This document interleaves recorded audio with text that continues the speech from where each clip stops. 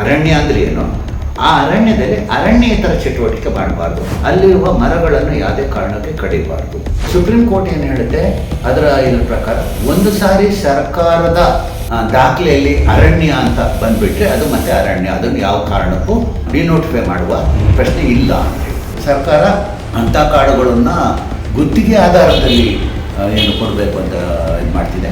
ಅದು ಕೂಡ ಸರಿಯಾದ ಕ್ರಮ ಅಲ್ಲ.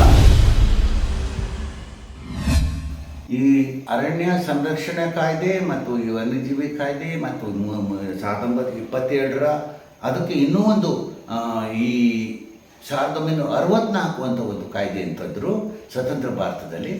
ಈ 27ರ ಏನು ಕಾಯ್ದೆಯನ್ನು ಉಲ್ಲಂಘಿಸಿದವರಿಗೆ ಯಾವ ರೀತಿ ದಂಡ ಮತ್ತೊಂದು ಇದು ಈ ಹೊಸ ಇದರಲ್ಲಿ ಮಾಡಬೇಕು ಮತ್ತು ಅವ್ರಿಗೆ ಏನು ಹೆಚ್ಚುವರಿ ನಿರ್ಬಂಧಗಳನ್ನ ಹಾಕಬೇಕು ಅನ್ನೋದಕ್ಕೆ ಈ ಹೊಸದಾಗಿ ಸ್ವತಂತ್ರ ಭಾರತದಲ್ಲಿ 1964ರ ಒಂದು ಅರಣ್ಯ ಕಾಯ್ದೆ ಕೂಡ ಇದೆ. ಅದರಲ್ಲಿ ಹೇಗೆ ಅರಣ್ಯಗಳನ್ನು ಸ್ಥಳೀಯರಿಂದ ಮೇಲ್ದರ್ಜೆಗೇರಿಸಿ ಅಂದರೆ ಯಾವ್ಯಾವ ಸೆಕ್ಷನ್ಗಳನ್ನು ಮೂಲಕ ಅದನ್ನು ಈಗ 4141 ಅಂತ ಭಾಳ ಏನು ಸುದ್ದಿ ಬರ್ತಿದೆ. ಈ 41ಗೆ ಈಗ ಒಂದು ಅಂದ್ರೇನು, 2 ಅಂದ್ರೇನು, 3 ಅಂದ್ರೇನು ಸೆಕ್ಷನಲ್ಲಿ ಈ ಅರಣ್ಯ ಇದರಲ್ಲಿ ಆ ಎಲ್ಲ ಇವು ಅರಣ್ಯ ಇದು 1964ರ ಅರಣ್ಯ ಕಾಯ್ದೆಯ ಮೂಲ ಅವಕ್ಕೆಲ್ಲ ಅವನ್ನೆಲ್ಲ ಇಟ್ಕೊಂಡು ಇದ್ರ ಮೇಲೆ ಒಟ್ಟಾರೆ ಈ ಸ್ಥಳೀಯರಿಂದ ಅರಣ್ಯವನ್ನು ಸರ್ಕಾರ ನಿಯಂತ್ರಣ ಮಾಡ್ತಕ್ಕಂಥದ್ದು, ಪ್ರತ್ಯೇಕಿಸುವಂಥದ್ದು ಈ ಅರಣ್ಯ ಕಾಯ್ದೆಗಳು. ಮತ್ತು ಮೂಲತಃ ಈ ಅರಣ್ಯ ಇಲಾಖೆ ಅಂತ ಹುಟ್ಕೊಂಡದ್ದು ಏನು ಅಂದರೆ ಅರಣ್ಯವನ್ನು ಸರ್ಕಾರ ನೇರವಾಗಿ ದೋಚೋದಕ್ಕೆ, ಅರಣ್ಯ ಕಾಡು ಕಡಿಯುವುದಕ್ಕೆ ಹುಟ್ಟಿಕೊಂಡದ್ದು ಈ ಅರಣ್ಯ ಇಲಾಖೆ ಅನ್ನುವಂಥದ್ದು. ಅದು ಕಾಡು ಉಳಿಸುವ ಇಲಾಖೆ ಅಲ್ಲ. ಅದು ಈಗ ಹೊಸದಾಗಿ ಅದು ಏನು ಈಗ ನಾವು ಅದು ಪರಿಸರ ರಕ್ಷಣೆ ಅಥವಾ ವನ್ಯಜೀವಿ ರಕ್ಷಣೆ ಈ ಕಾಯ್ದೆಗಳು ಈ ಸ್ಲೋಗನ್ ಏನು ಹೇಳ್ತಿದೆ ಇದಲ್ಲ. ಮೂಲತಃ ಅರಣ್ಯ ಇಲಾಖೆ ಹುಟ್ಟುಕೊಂಡದ್ದು ಕಾಡು ಕಡಿಯುವುದಕ್ಕೆ. ಕಾಡು ಯಾವ ಮರನ ಕಡಿಬೇಕು, ಯಾವ್ಯಾವುದಕ್ಕೆ ಕಡಿಬೇಕು, ಅದು ಅದರ ಸಂಪತ್ತೆಷ್ಟು, ಅದರ ಸೇಫ್ಟಿಗಳೆಷ್ಟು, ಅದರದ್ದು ಕ್ಲಾಸ್ ಎಷ್ಟು, ಅದು ಯಾವ ಜಾತಿಯ ಮರ, ಅದರ ಮೌಲ್ಯ ಏನು, ಅದನ್ನೆಲ್ಲ ನಿರ್ಧಾರ ಮಾಡಿ ಮಾರಾಟ ಮಾಡಿ. ಮತ್ತು ಸ್ಥಳೀಯರು ಕೂಡ ನಮ್ಮಲ್ಲಿ ಹೇಗಿತ್ತು ಅಂದರೆ ಸ್ಥಳೀಯರು ಯಾರಾದರೂ ನಮಗೊಂದು ಮನೆ ಕಟ್ಟಬೇಕು ಅಂತಂದರೆ ಗುಂಡಿ ಲೈಸೆನ್ಸ್ ಅಂತ ಕೊಡ್ತಿದ್ರು ಸರ್ಕಾರದಿಂದ. ಅದಕ್ಕೊಂದು ಪರ್ಮಿಟ್, ನಾವು ಕಾಡಲ್ಲಿ ಯಾವ್ದಾದ್ರು ಒಂದು ಮರ ಇಂಥ ಮರ ನಾನು ಕಡಿಬೇಕು ಅಂದರೆ ಅದನ್ನು ಅರಣ್ಯ ಇಲಾಖೆಯವರು ಬಂದು ಇದಕ್ಕೆ ಇಷ್ಟು ಬೆಲೆ ಅಂತ ಅಷ್ಟು ಬೆಲೆ ಕಟ್ಟಿದರೆ ನಾವು ಕಡಿಬೋದಿತ್ತು, ಎಷ್ಟು ಮರ ಬೇಕಾದ್ರೆ ಕಡಿಬೋದಿತ್ತು. ಅದೇನು ಒಂದೇ ಮರ ಕಡಿಬೇಕು ಅಂತಿದ್ದಿಲ್ಲ. ಆಮೇಲೆ ಒಂದು ಗಾಡಿ ಕಟ್ಟಿಗೆ ಕಟ್ಟಿದ್ರೆ ಒಂದು ಗಾಡಿ ಕಟ್ಟಿಗೆಗೆ ಎಷ್ಟು ಅಂತ ಕಟ್ಟಿಗೆ ಲೈಸೆನ್ಸ್ ಅಂತ ಮಾಡ್ಕೋಬೇಕಿತ್ತು.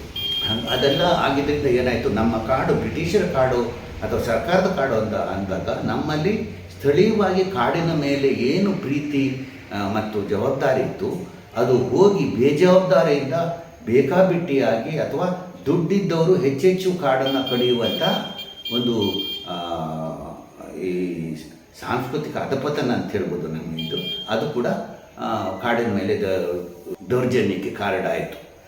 95ರಲ್ಲಿ ಒಬ್ಬ ಈ ಬ್ರಿಟಿಷರೇ ನಟ್ಟಂತಹ ಕಾಡು, ಅದು ಸ್ವಾಭಾವಿಕದ ಕಾಡು ಅಲ್ಲ, ಅದು ಊಟಿಯಲ್ಲಿ ಏನು ನೀಲಗಿರಿ ಮರಗಳನ್ನು ನಡುತೋಪುಗಳನ್ನು ಮಾಡಿದರು ಅದನ್ನು ಇವರು ಸರ್ಕಾರದವರು ಕಡಿತಾಯಿದ್ರು. ಅದಕ್ಕೆ ಒಬ್ಬ ರಿಟೈರ್ಡ್ ಫಾರೆಸ್ಟ್ ಆಫೀಸರ್, ಒಬ್ಬ NGO ಗೋದಾವರ್ಮನ್ ತಿರುಮಲ್ಪಾಡ್ ಅನ್ನುವಂಥ ವ್ಯಕ್ತಿ ಒಂದು ಸಾರ್ವಜನಿಕ ಮೊಕದ್ದಮೆಯನ್ನು ಸುಪ್ರೀಂ ಕೋರ್ಟಲ್ಲಿ ಹೂಡ್ತಾರೆ.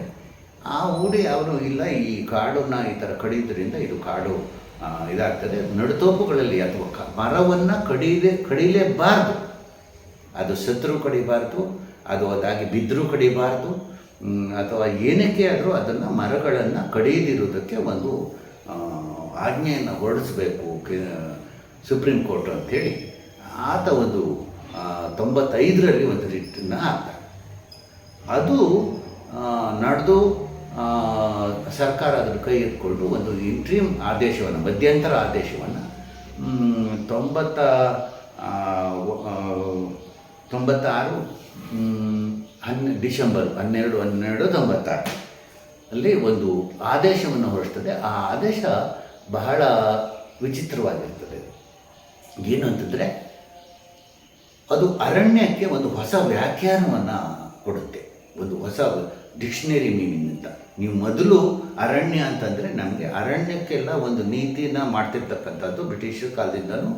ಒಂದು ಡೆಹ್ರಾಡೂನಲ್ಲಿ ಒಂದು ಅರಣ್ಯ ವಿಶ್ವವಿದ್ಯಾನಿಲಯವೂ ಇದೆ. ಇವತ್ತಿನ ಎಲ್ಲ ಅರಣ್ಯಾಧಿಕಾರಿಗಳ ಅಲ್ಲಿ ಏನು ಪದವಿಗಳನ್ನು ಪಡ್ಕೋತಾರೆ ಅದು ಡೆಹ್ರಾಡೂನು ವಿಶ್ವವಿದ್ಯಾನಿಲಯದಿಂದ.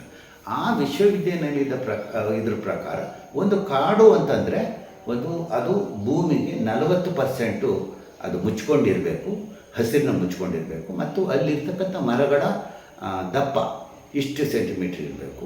ಮತ್ತು ಈ ಸ್ವಾಭಾವಿಕದ ಕಾಡುಗಳಿಗೆ ಒಂದು ಗ್ರೇಡ್ಗಳನ್ನು ಮಾಡಿದರು, ಆರ್ದ್ರತೆ ಅಂತ. ಆರ್ದ್ರತೆ ಮೇಲೆ ಅವುಗಳ ಮೌಲ್ಯ ಡೆನ್ಸಿಟಿ ಏನೇನಿರುತ್ತೆ ಅಂಥೇಳಿ ಅದು 1, 2, 3 ಅಂಥೇಳಿ ಹಾಗೆ ಕಾಡುಗಳನ್ನು ಬೈಫರ್ಕೇಟ್ ಮಾಡುವಂಥ ಅದನ್ನು ಯಾವುದೋ ಎಷ್ಟು ಮೌಲ್ಯವಾದ್ದು ಎಷ್ಟು ಇದು ಅಂಥೇಳಿ ಅದರ ಗ್ರೇಡ್ಗಳನ್ನು ನಿರ್ಧಾರ ಮಾಡುವಂಥ ಇದಿತ್ತು.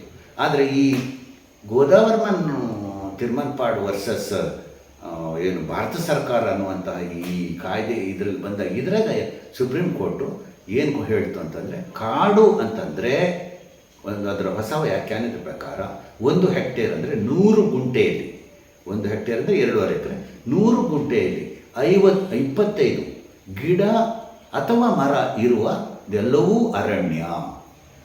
ಇದು ಬಹಳ ವಿಚಿತ್ರವಾಗಿದೆ.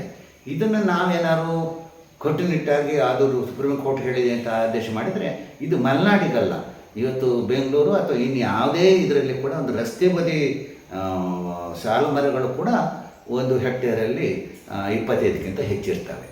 ಅಂತಹ ಪ್ರದೇಶದಲ್ಲಿ ಅರಣ್ಯೇತರ ಚಟುವಟಿಕೆ ಮಾಡಬಾರ್ದು. ಸುಪ್ರೀಂ ಕೋರ್ಟ್ ಏನು ಹೇಳ್ತಂದರೆ, ಅರಣ್ಯ ಅಂದರೆ ಏನು, ಆ ಅರಣ್ಯದಲ್ಲಿ ಅರಣ್ಯೇತರ ಚಟುವಟಿಕೆ ಮಾಡಬಾರ್ದು, ಅಲ್ಲಿರುವ ಮರಗಳನ್ನು ಯಾವುದೇ ಕಾರಣಕ್ಕೆ ಕಡಿಬಾರ್ದು.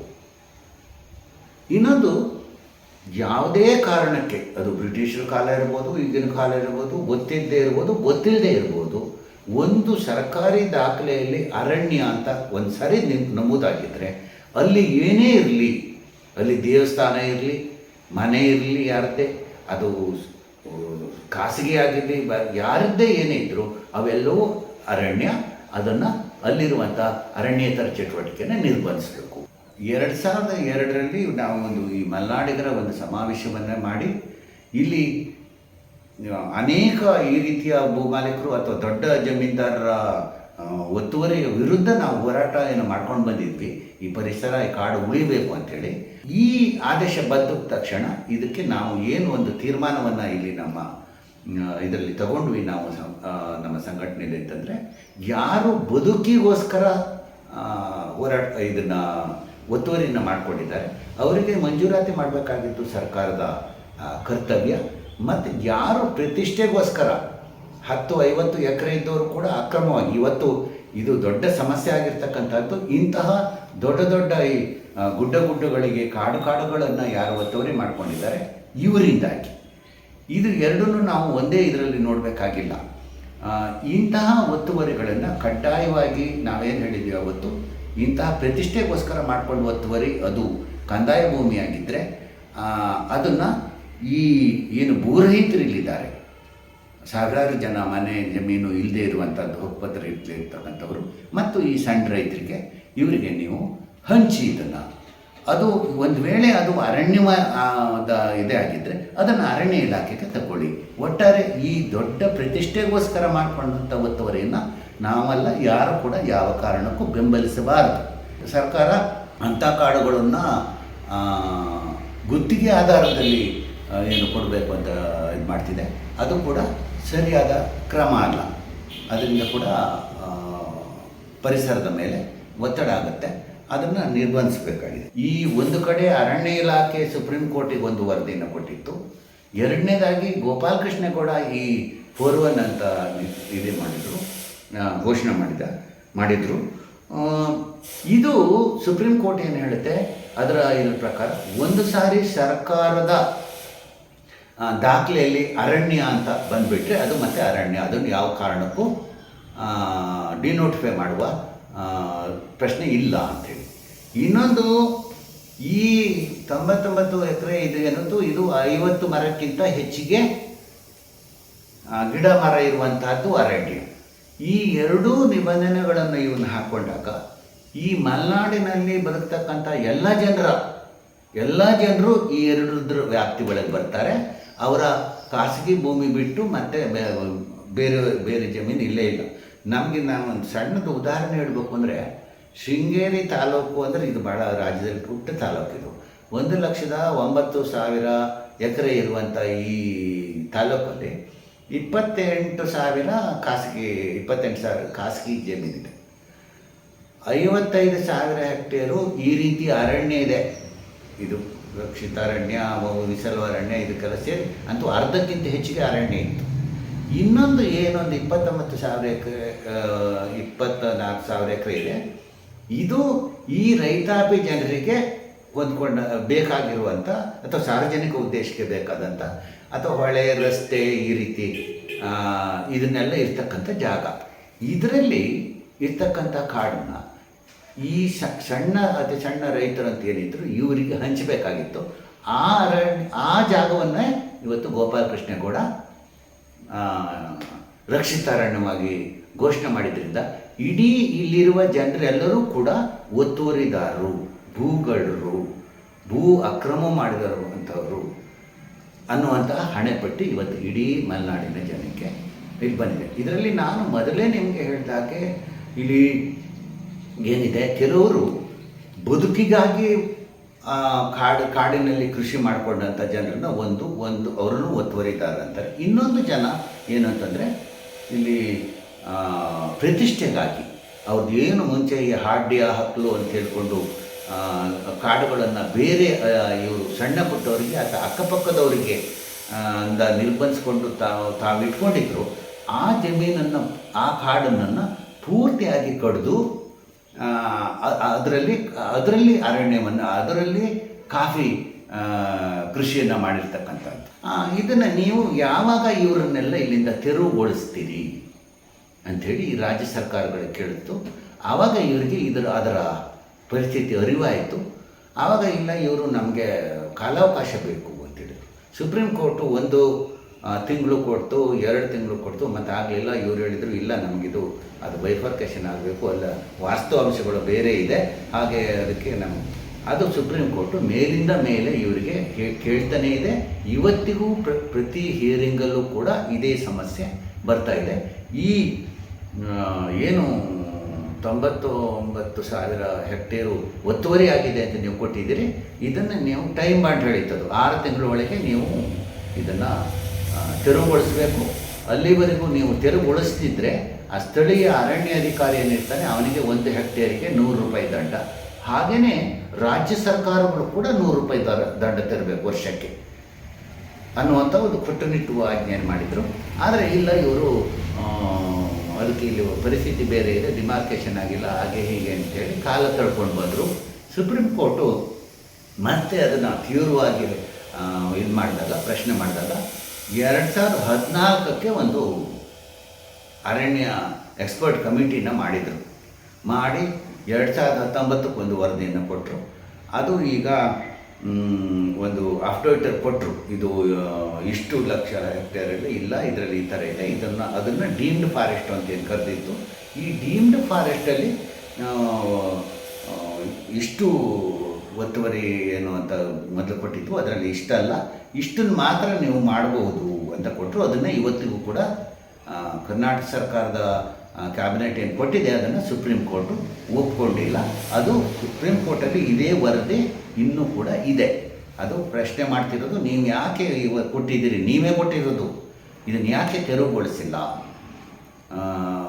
ಅಂತ ಹೇಳಿ ಮತ್ತೆ ಮತ್ತೆ ಕೇಳ್ತಾ ಇದೆ. ಇದು ಈ ಒತ್ತುವರಿಯ ಒಂದು ಸಮಸ್ಯೆ. ಮತ್ತಷ್ಟು ವಿಶೇಷ ವಿಡಿಯೋಗಳನ್ನು ನೋಡಲು ಮತ್ತು ಹೊಸ ವಿಡಿಯೋಗಳ ಬಗ್ಗೆ ತಿಳಿಯಲು ಈ ದಿನ .com ಯೂಟ್ಯೂಬ್ ಚಾನೆಲ್ ಸಬ್ಸ್ಕ್ರೈಬ್ ಮಾಡಿ ಮತ್ತು ಬೆಲ್ ಐಕಾನ್ ಕ್ಲಿಕ್ ಮಾಡಿ.